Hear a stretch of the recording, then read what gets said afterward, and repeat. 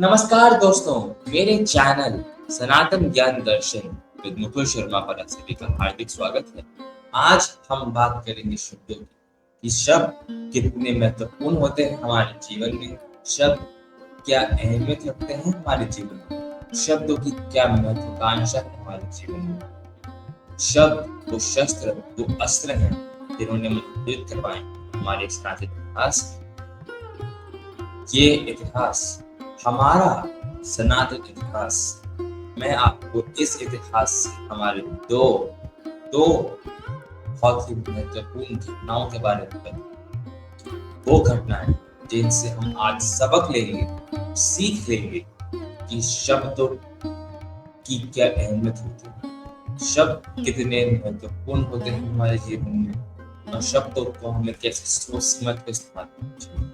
पहली घटना, पहली गाथा त्रेता युग की।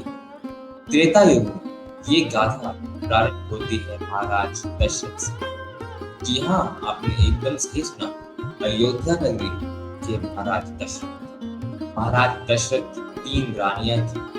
प्रथम रानी महारानी कैकेयी, दूसरी रानी महारानी कौशल्या, तीसरी रानी महारानी सुमित्रा। देवी महारानी कैकेयी के पुत्र श्री भरत थे। महारानी कौशल्या के पुत्र श्री राम, देवी सुमित्रा के पुत्र श्री लक्ष्मण अथवा श्री शत्रुघ्न थे। देवी कैकेयी की एक दासी थी जिसका नाम था मंथरा। मंथरा ने देवी कैकेयी को अपने बातों की जाल में फंसाया और उन्हें इस बात पर विश्वास कराया कि यदि अयोध्या का शासन महाराज दशरथ ने श्री राम को दिया तो उनके पुत्र भरत एकदम शक्तिहीन हो जाएंगे, वो दास बनकर रह जाएंगे। यदि उन्हें अपने पुत्र से प्रेम है तो अयोध्या का शासन उन्हें अपने पुत्र भरत को दिवाना। तब कैकेयी ने पूछा कैसे, मैं ये कैसे कर सकती हूँ। तब मंथरा ने कैकेयी को ये स्मरण दिलवाया कि एक बार महाराज दशरथ आपको ये वचन दिया था कि वो आपको एक चीज देंगे जो आप उनसे मांगेंगे। उस वचन को पूर्ण करने का समय अब आ चुका। आप उनसे भगवान श्री राम का 14 वर्ष का वनवास, जिसके कारण उनके पुत्र भरत राजा बने। देवी कैकेयी अपने पुत्र प्रेम में अंधे हो चुकी थी। देवी कैकेयी के मन में मंथरा ने भगवान श्री राम को और भय पैदा किया कि यदि उन्हें राजपाट प्राप्त हुआ उनके पुत्र का क्या। इसी कारणवश देवी कैकेयी ने, रानी कैकेयी ने महाराज दशरथ से अपने पुत्र का राजसिंहासन मांगा अथवा भगवान श्री राम का 14 वर्ष का वनवास। महाराज दशरथ काफी अचंभित हुए अथवा उन्होंने इस बात से इनकार किया, परंतु तब महारानी कैकेयी ने ये स्मरण दिलवाया कि आपने मुझे एक वचन दिया था और मैं आज आपके पुत्र का वनवास। तब महाराज दशरथ को अपने हृदय पर पत्थर रखते अपने आंखों के तारे भगवान श्री राम को 14 वर्ष का वनवास देना। इस कहानी से हमें ये सीख मिलती है, कभी भी आनंद में किसी को पछने नहीं देना चाहिए। प्रभु श्री कृष्ण की एक बात याद आती है, कभी भी आनंद में किसी को वचन मत दो, दुख में कभी निर्णय मत दो और कभी क्रोध में किसी को शब्द मत दो, क्योंकि क्रोध में कहे गए शब्द मनुष्य के लिए विनाश होता है। दुख में लिया गया निर्णय कभी भी उचित नहीं अथवा आनंद में दिया गया वचन जिसने दिया उसी वर्ष में आने पर भारी पड़ता है। एक और बात है, एक और कहावत जो काफी महत्वपूर्ण है कि धनुष से निकला है तीर और मुख से निकले शब्द कभी पहुंच नहीं।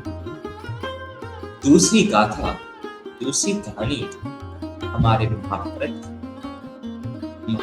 में ये कहानी प्रारंभ होती है पांडवों से। पांडवों से उनकी माता देवी कुंती से, रानी कुंती से, जो कि महाराज पांडु की प्रथम पत्नी थी। जब दुर्योधन ने पांडवों को लाख शत्रुओं में जीवित जलाने का प्रयास, पांडव वहां से बच गए और वो वनवास में रहने। तब उसी दौरान, उसी वनवास के दौरान अर्जुन ने द्रौपदी कुमारी द्रौपदी, राजपद की बेटी द्रौपदी, अग्नि से जन्मी द्रौपदी का स्वयंवर जीता अथवा उनसे विवाह किया। जब पांडव द्रौपदी को देखकर अपनी कुटिया पर पहुंचे, तब अर्जुन ने देवी कुंती से कहा, माते देखिए हम क्या लाए। तब देवी कुंती ने कहा, जो लाए को आपस में बांटो।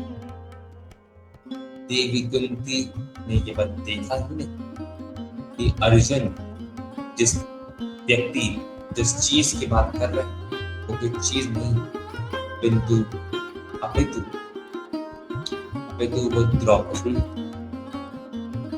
जब देवी कुंती के मुख से ये बात निकली, सभी पांडव आश्चर्यचकित कि द्रौपदी तो एक स्त्री है, अर्जुन की अर्धांगिनी, हम उसे आपस में कैसे बांट सकते। तब अपनी माता की बात का सम्मान रखते हुए सभी पुत्रों को द्रौपदी से विवाह करना पड़ा। इन दोनों कहानियों से हमें ये सीख मिलती है, कभी भी बिना सोचे समझे शब्द ना करें। हमें अपने शब्दों का उपयोग, हमें अपने मुख से निकले गए शब्द की अहमियत, हमें अपने मुख से निकले गए शब्दों की अहमियत को समझना है। शब्द कैसे एक मनुष्य को उसकी सफलता की सीढ़ी पर लेकर जाते हैं, अथवा वही शब्द उसी मनुष्य का विनाश कर सकते हैं। शब्द वो शस्त्र है, तो यदि कभी किसी को लग जाए तो समय के साथ भी ठीक नहीं। शब्दों से दी गई ठेस शारीरिक ठेस से कई गुना अधिक होती है। दोस्तों, मैं ये उम्मीद करता हूँ कि आप ये बात समझेंगे। इस मेरे द्वारा बताई गई इन दोनों कहानियों से त्रेता युग में देवी कैकेयी की, महाभारत द्वापर युग में। दोस्तों, मैं ये उम्मीद करता हूँ कि आप मेरे द्वारा बताई गई ये दोनों कहानियों को समझें। प्रथम कहानी देवी कैकेयी की, जिसके कारण श्री राम को वनवास चला।